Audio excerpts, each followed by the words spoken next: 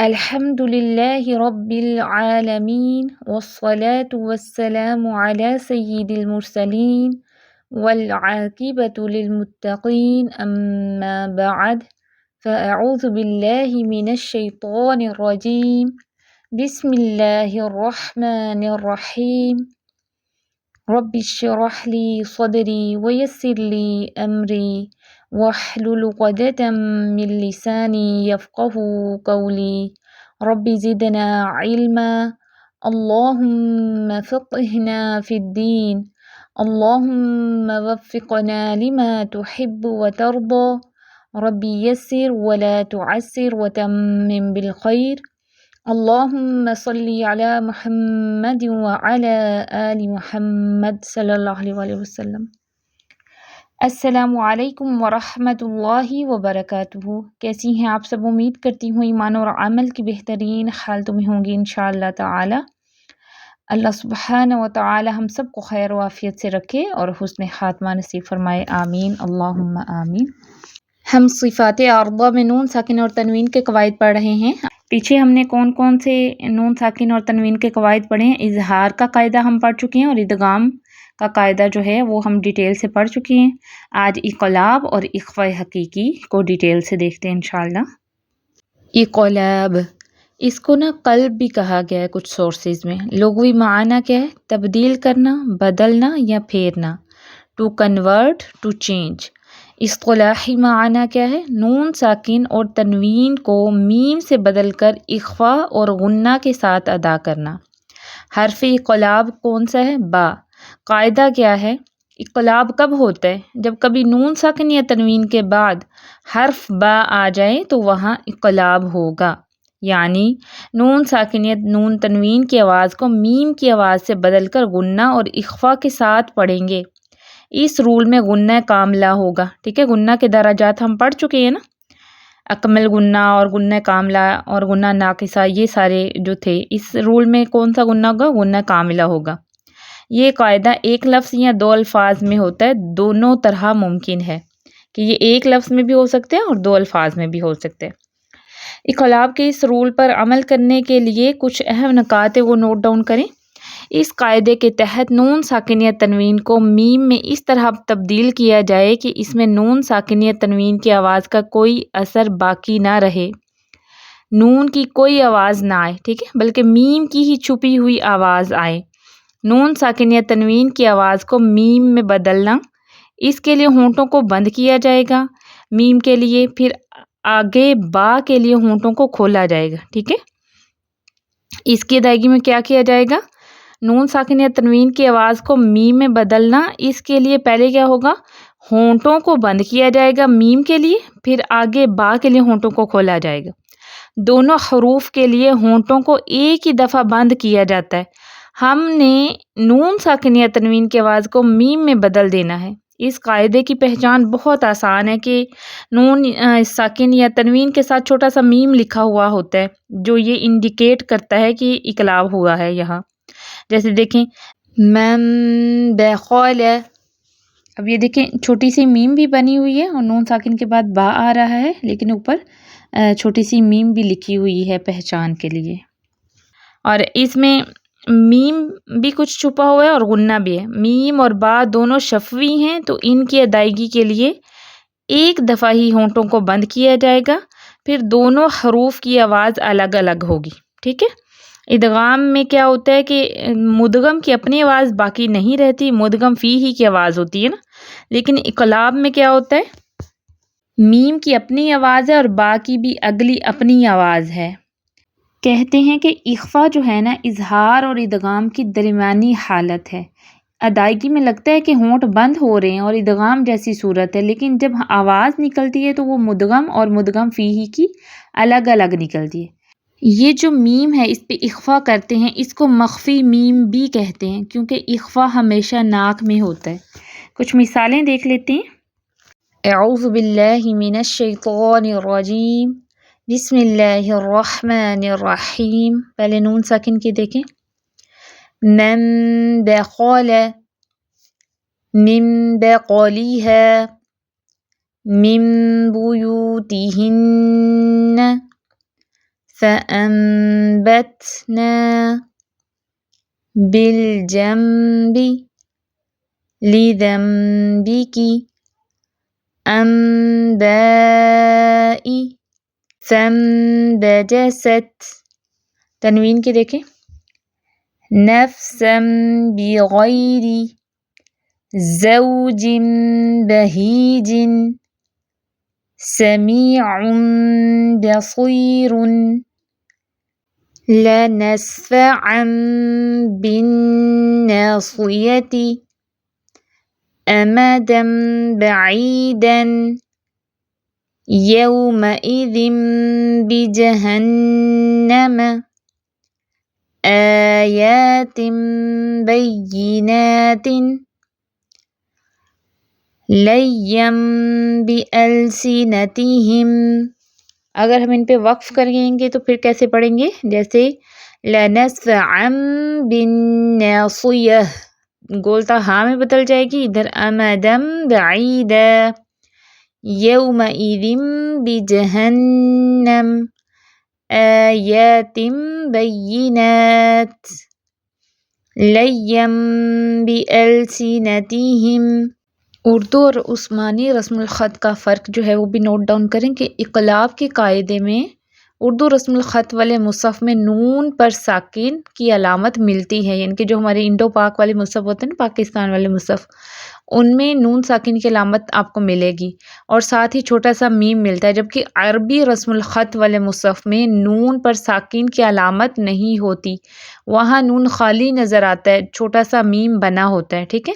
یہ جیسے نیچے اردو رسم الخط والے میں دیکھیں انبتت پہ، اردو رسم الخط والے میں نون پہ ساکن کی علامت ہے اور ساتھ میں میم ہے، جبکہ آگے عثمانی رسم الخط میں دیکھیں انبتت پہ دیکھیں نون خالی ہے، یہ اوپر آپ کو جو نظر آ رہا ہے یہ میم بنی ہوئی ہے، اسے نیچے والی مثال میں دیکھیں جیسے فیم بیز، اور آگے بھی دیکھیں یہ اردو رسم الخط میں دیکھیں نون پہ ساکن کی علامت ہے، جبکہ عثمانی رسم الخط میں نون پہ ساکن کی علامت نہیں ہے۔ تو جو بھی عثمانی رسم الخط والے مصحف سے پڑھیں وہ اس کو دیکھ کے پریشان نہ ہوں کہ نون جو ہے یہ خالی ہے، پتہ نہیں اب ادھر کیا کرنا ہے، تو یہ نون پہ یہ صرف رسم الخط کا فرق ہوتا ہے، تو ادھر نون خالی آپ کو ملے گا۔ اسی طرح آگے دیکھیں کہ اردو رسم الخط میں تنوین کی دونوں حرکتیں ہوتی ہیں اور ساتھ میں چھوٹا سا میم بھی ہوتا ہے، جبکہ عثمانی رسم الخط میں تنوین کی ایک حرکت ہوتی ہے اور ساتھ میں چھوٹا سا میم بنا ہوتا ہے، یہ آپ دیکھ سکتی ہیں، ٹھیک ہے۔ اردو رسم الخط میں بئیسم بیما، نیچے تنوین کی دو زیر کی تنوین ہے اور ساتھ میں میم بھی ہے، جبکہ عثمانی رسم الخط میں دیکھیں ایک زیر ہے اور ساتھ میں میم ہے، ٹھیک ہے۔ اس فرق کو بھی آپ نوٹ ڈاؤن کر لیں کہ کبھی آپ اس مصحف سے بھی پڑھیں تو آپ کو پریشانی نہ ہو۔ یہ مثالیں آپ کو صرف سمجھانے کے لیے ادھر میں نے دی ہیں کہ آپ کو یہ اردو اور عثمانی رسم الخط کا فرق جو ہے یہ سمجھ آ جائے۔ آگے دیکھیں اخفاء حقیقی، لغوی معنی کیا ہیں؟ چھپانا، ٹو کنسیلڈ، ٹو ہائڈ۔ اصطلاحی معنی کیا ہے؟ نون ساکن اور تنوین کی آواز کو ناک میں چھپا کر غنہ کرتے ہوئے اظہار اور ادغام کی درمیانی کیفیت کے ساتھ ادا کرنا، اس میں بھی کیا ہوگا؟ غنہ کاملہ ہوگا، ٹھیک ہے۔ مقدار یعنی کہ کون سی ہوگی؟ غنہ کاملہ والی۔ قاعدہ کیا ہے کہ جب نون ساکن یا نون تنوین کے بعد 29 حروف تہجی میں سے 6 حروف حلقی کو نکال دیں، 6 حروف حلقی کون سے ہیں؟ خا، غین، ح، عین، حمزہ اور ہا۔ 6 حروف یرملون، یا، را، میم، لام، واو، نون، ایک حرف اقلاب کا جو ہے با، اور حرف الف، ٹھیک ہے۔ ان کے علاوہ باقی بچے 15 حروف اخفا میں سے کوئی حرف آ جائے تو وہاں اخفاء حقیقی ہوگا، یعنی نون کی آواز کو چھپا کر غنہ کے ساتھ پڑھا جائے گا۔ نون سے مراد نون تنوین یا نون ساکن جو بھی آ رہا ہو۔ اخفا میں کیا ہوتا ہے کہ نون تنوین اور نون ساکن کی آواز بہت واضح طور پر ادا نہیں ہوتی، کچھ چھپی چھپی ادا ہوتی ہے، ناک میں چھپی ہوئی، اور اسی کو کہا جاتا ہے ادغام اور اظہار کی درمیانی کیفیت۔ اخفا کی اصطلاحی معنی کی وضاحت میں ایک جگہ آتا ہے کہ ساکن حرف جو تشدید سے خالی ہو اس کو اظہار اور ادغام کی درمیانی صفت سے ادا کرتے ہوئے نون ساکن یا تنوین کو غنہ کے ساتھ پڑھنا اخفا کہلاتا ہے۔ یہ تجوید القرآن کریم کی ڈیفینیشن ہے، ٹھیک ہے۔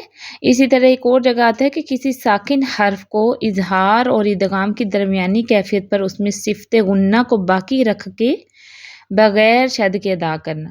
ڈیفینیشنز بہت ساری ہیں اور ساری ہی ٹھیک ہیں، ٹھیک ہے، علماء کی کتابیں۔ بات یہ ہے کہ ڈیفینیشن زیادہ واضح ہو الفاظ میں بھی اور اسٹوڈنٹس کو کنفیوز نہ کریں، وہ لی ہے، اور وہ یہی ہے جو آپ کو پیچھے بتائی ہے نا، اور یہ بھی جو دو آپ کو ابھی اصطلاحی ڈیفینیشنز بتائی ہیں یہ بھی درست ہیں۔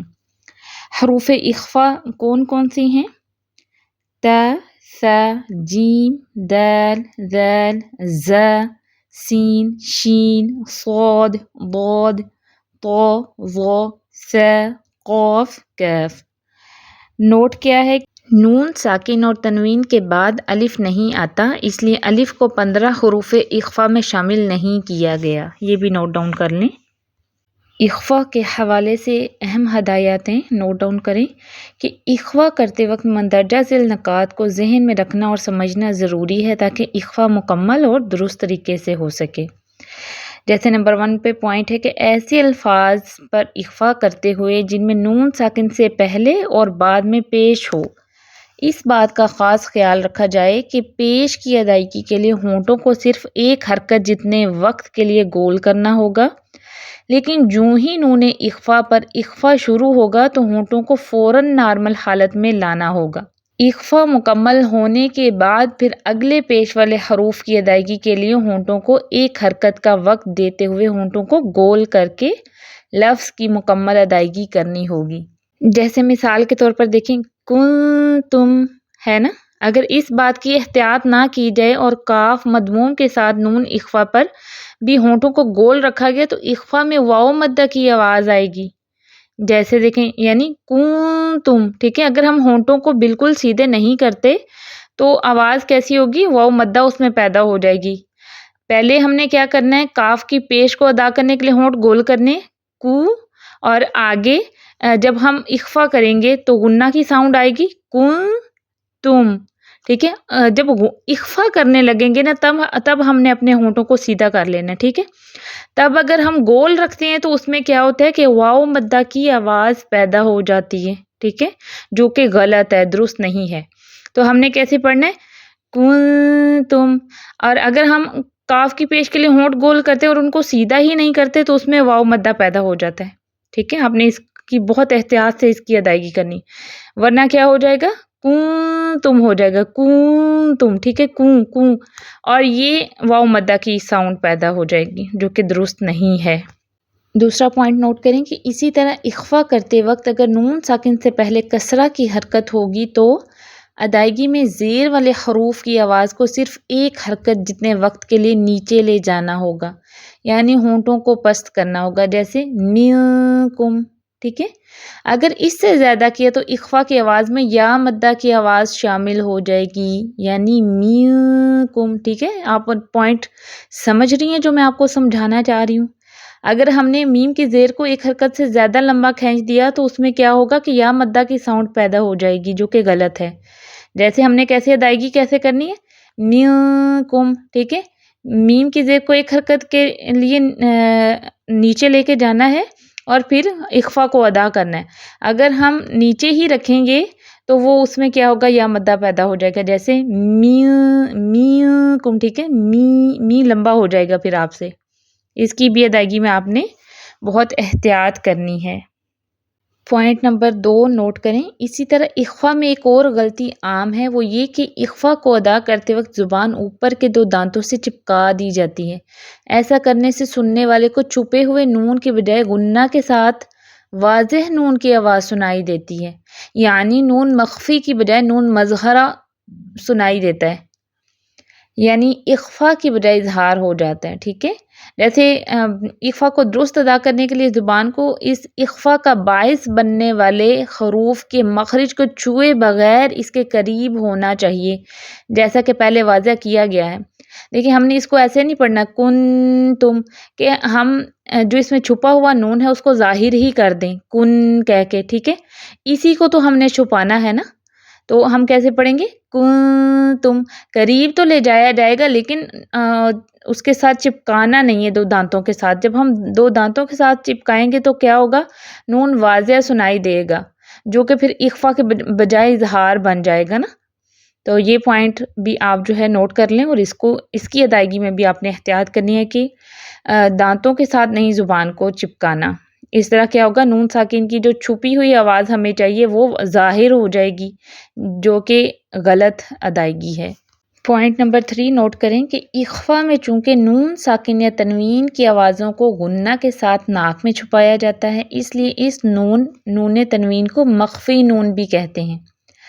اگر مخفی نون یا تنوین کے بعد اگلا حرف موٹا ہو تو اس صورت میں مخفی نون اور تنوین کی آواز کو بھی موٹا کر کے پڑھا جائے گا. یعنی کیا ہوگا کہ جب ہم نون ساکن یا تنوین کے بعد کوئی بھی اخفا والا ورڈ آئے گا، ہم اس کو پہلے چیک کریں گے کہ آیا یہ موٹے حروف میں سے ہے یا باریک حروف میں سے ہے. اگر تو موٹا حرف ہوگا تو اخفا بھی موٹا کریں گے. ٹھیک ہے، جیسے دیکھیں یہ ہے من طیباتی، اس کو ہم من طیباتی نہیں پڑھیں گے کہ ہم اخفا لائٹ کریں پھر تو کے لیے تو کو پر کریں، بس نہیں، اخفا بھی پیچھے سے پر ہوگا کیونکہ آگے جو ہے وہ پر لیٹر ہے نا، تو اخفا بھی موٹا ہوگا. اسی طرح آگے دیکھیں میو قابلی، اس کو میو قابلی نہیں پڑھنا. ٹھیک ہے کہ اخفا لائٹ رکھیں، اخفا موٹا ہوگا، بھاری ہوگا. لیلا طویلا ثمنا قلیلا. اسی طرح اگر مخفی نون یا تنوین کے بعد اگلا حرف باریک ہو تو اس صورت میں مخفی نون اور تنوین کی آواز کو بھی باریک کر کے ادا کیا جائے گا، تب آواز موٹی نہیں کرنی. ٹھیک ہے، جیسے اب نون ساکن کے بعد دال پڑھا جا رہا ہے تو یہ کیا ہے؟ باریک لیٹر ہے، تو اخفا بھی لائٹ رکھیں گے. تب ہم نے ایسے نہیں پڑھنا میو دیارہم، نہیں، اخفا لائٹ ہوگا، میو میو دیارہم. سوجن سألہم، ایسے نہیں پڑھیں گے سوجن سألہم کہ اخفا موٹا کر دیں، نہیں، اگر لائٹ لیٹر ہے تو اخفا بھی لائٹ ہوگا. اگلی مثال دیکھیں، ان جاءکم ماء ثجاجا. کچھ مثالوں سے اخفا کی پریکٹس کر لیتے ہیں کہ ادائیگی کیسے کرنی ہے اور کن کن غلطیوں سے ہم نے بچنا ہے. اعوذ باللہ من الشیطان الرجیم، بسم اللہ الرحمن الرحیم. تاکہ مثال دیکھیں، وَلَن تَفْعَلُوا. اب ادھر کیا ہے؟ نون ساکن کے بعد تا آ رہا ہے، اخفا بھی لائٹ ہوگا، ایسے نہیں پڑھنا وَلَن تَفْعَلُوا، نہیں، وَلَن تَفْعَلُوا. باقی جتنی صفات ہم پڑھ چکے ہیں، جو اب تک ہم نے کورس میں سیکھ لیا ہے، ان کا بھی آپ نے خیال رکھنا ہے ادائیگی کے وقت. تنوین کی مثال دیکھیں، جنات تجری. تا کی مثال دیکھیں، من ثمرات یومئذ ثمانیۃ ان جنحوا خلقا جدیدا. دال کی مثال دیکھیں، سندوسن. اب ادھر دیکھیں پیش کے بعد نون ساکن آیا، پھر آگے دال پہ پیش ہے. جو ہم نے ایک پوائنٹ پڑھا اس میں کیا تھا کہ اب سین کے لیے آپ نے ہونٹ گول کرنے ہیں، لیکن جب اخفا پہ آنا ہے تو فوراً سے ہونٹ سیدھے کر لینے ہیں، تب آپ نے گول نہیں رکھنے، ورنہ کیا ہوگا؟ واو مدہ پیدا ہو جائے گا. جیسے دیکھیں ہم پڑھیں گے سندوسن، سو پیش کے لیے ہونٹ گول کیے، لیکن اخفا کرتے ہوئے فوراً سے آپ نے اپنے ہونٹ سیدھے کر لینے ہیں. پھر دال کے لیے پھر ہونٹ گول کرنے ہیں، دال کی پیش کے لیے. سندوسن وَكَأْسًا دِهَاقًا. ذال کی مثال دیکھیں، تُنذِرْهُمْ ظِلٍّ ذِي ثَلَاثِ فَإِن زَلَلْتُمْ غُلَامًا زَكِيًّا. سین کی دیکھیں، من سجیل. اب ادھر دیکھیں جو ہم نے ایک اور پوائنٹ پڑھا تھا کہ نون ساکن کے بعد پیچھے کیا پڑھا جا رہا ہے؟ زیر پڑھی جا رہی ہے. تو زیر کے لیے ایک حرکت جتنا ہی آپ نے نیچے ہونٹ کرنے ہیں، اسے زیادہ کیے رکھے تو کیا ہوگا؟ یا مدہ پیدا ہو جائے گی، جیسے می. ٹھیک ہے، من سجیلن نہیں کرنا، من سجیلن، بشرا سویا، ننشزها، غفور شکور، اگر ملا کر پڑھیں گے تو غفور شکور۔ صاد کی مثال دیکھیں، اب ادھر نون ساکن کے بعد صاد آ گیا ہے تو صاد جو ہے وہ پر لیٹر میں سے ہے تو اخفا بھی موٹا ہوگا، منصورا، رجال صدقوا، ضاد کی مثال دیکھیں، وطلح منضود، مكانا ضيقا، طا کی مثال دیکھیں، ان طهر، قوما طاغین، کیونکہ صاد طا ظا یہ چاروں حروف موٹے ہیں تو اخفا بھی ان کا آپ نے پور رکھنا ہے، تنظرون، ظلا ظلیلا، ظلا ظلیلا، فا کی مثال دیکھیں، انثقتم،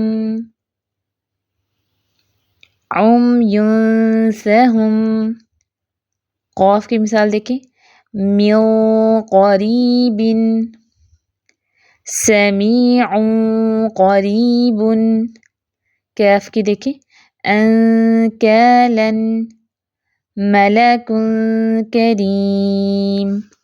اردو اور عثمانی رسم الخط کا فرق نوٹ ڈاؤن کریں کہ اردو رسم الخط والے مصحف میں نون ساکن کی علامت موجود ہوتی ہے، جبکہ عثمانی رسم الخط والے مصحف میں اخفا کے قاعدے کے ساتھ نون پر ساکن کی علامت نہیں ہوتی، ٹھیک ہے۔